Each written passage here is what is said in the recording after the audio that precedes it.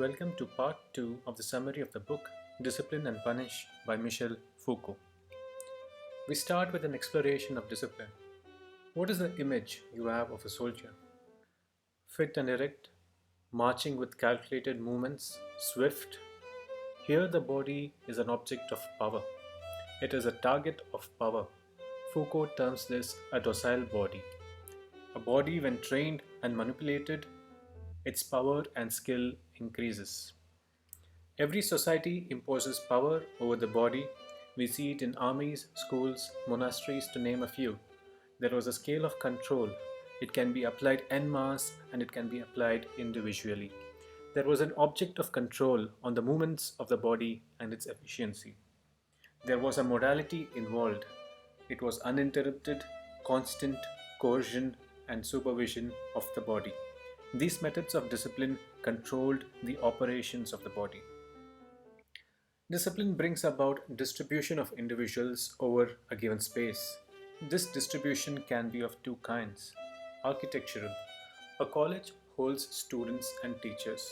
A barrack holds a group of soldiers. A hospital with patients, nurses, and doctors. Distribution can be individual. In an enclosed space, factories and offices have reserved seats and spaces for an individual. How does this distribution help? In a workshop, the process of manufacturing can be broken down to its constituent steps. Each step is performed by an individual in a particular place. When all these multiple steps are arranged along an aisle, the supervisor with a walk down the aisle can observe the efficiency and output. Discipline individualizes Discipline individualizes bodies and circulates them in a network of relations. Schools have classes or grades. Students circulate through these relations. Ranks are awarded to tasks. These ranks can be compared month on month or year on year. Timetables were used to subdivide time into hours, minutes, and seconds. Activities were imposed in these slots and a rhythm established.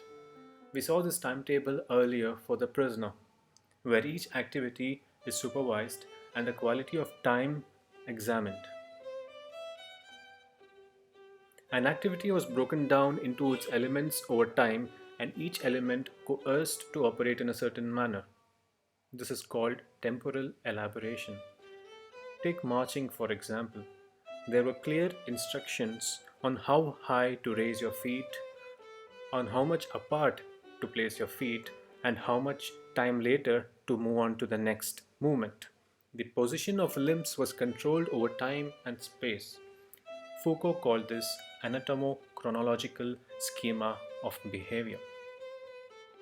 Enforcing discipline brings about an accumulation of time.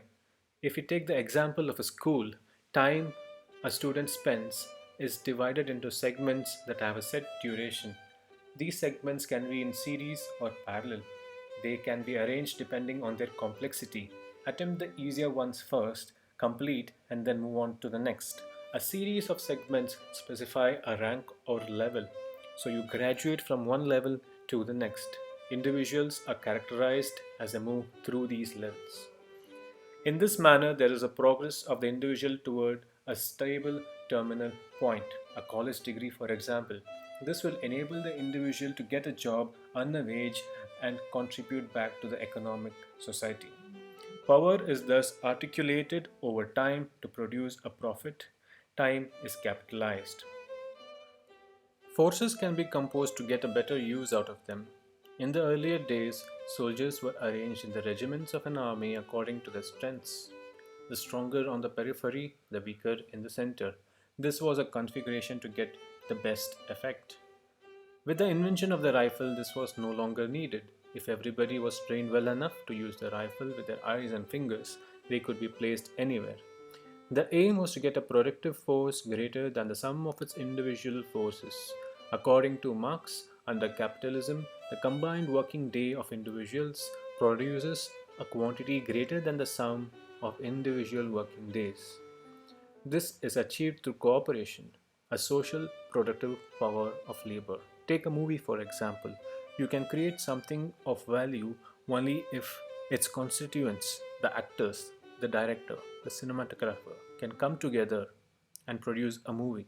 Individually, they have no use.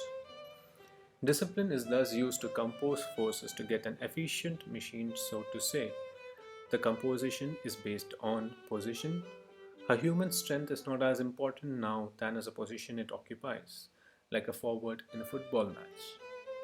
The composition is based on time. There is a chronological series of activities that need to be completed, what we see in modern day project management in a company. Foucault elaborates on the methods for correct training. Hierarchical observation. In a workshop, there is a hierarchy. Foremen inspect the laborers. Supervisor inspects the foreman. In schools, you have a teacher who teaches. The teacher is aided by tutors or monitors. This hierarchical observation or surveillance increases efficiency. Normalizing judgment. There is an adherence to rules in a factory or school. Do not be late, do not talk much, pay attention to what you do. A whole set of discipline and penalties for offenses. These judgments need to be normalized to increase efficiency. Examination. It combines the observation and judgment aspects. It is ritualized and treated with extreme importance. In a college, it performs an exchange of knowledge from student to the teacher. A truth is established on its completion.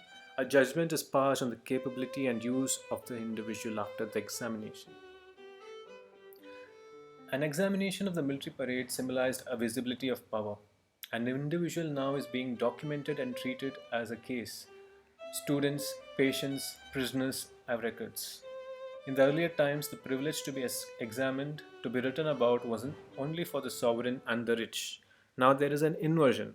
An individual from the common masses is being written about and described. Foucault explains the principle of panopticism. For any disciplinary society, you need to order the multitude. Foucault analyzes the effect of an epidemic on society, which causes an excess of disorder. Extreme discipline is enforced and surveillance activated. To meet the disorder of a pandemic that spreads alarmingly, order is achieved through forced discipline and surveillance. You need to know what every individual is up to and exert control over their movements. This is panopticism, a view of everybody, a control over everybody. Jeremy Bentham, an English philosopher, jurist, and reformer, in the 1780s designed an interesting architectural structure, the panopticon, for discipline and surveillance to be used for imprisonment. What we see on the left is an abandoned prison built on the panoptic principle, and on the right, one of the initial sketches. Cells are arranged in floors, and around the circumference, there is a central tower for surveillance. A light is lit from the tower so that the prisoner does not know if he is being watched or not. Prisoners are in a state of conscious, permanent visibility. An automatic functioning of power is exercised. With the panoptic principle, the number of people who exercise the power is reduced, while the number on whom it is exercised is increased. It reduces the cost of imprisonment, which was one of its drawbacks. With just architecture and geometry, an efficiency is achieved in discipline and surveillance. We see a shift. In the past, society was exposed to spectacles, the torture, temples, and congregations, a public life, a society of vigor and formation of a single great body. In the modern age, there is a shift toward the individuals as a principal element. Discipline and continuous surveillance exerted on them, often in a subtle manner. Foucault argues that individuals internalize authority from prevailing norms. A driver, for example, might stop at a red light even when there are no other cars or police present. People tend to obey laws because those rules become self imposed. The panoptic principle was extended to the architecture of cities. In the center, there would always be a hospital, an educational institution, or a prison.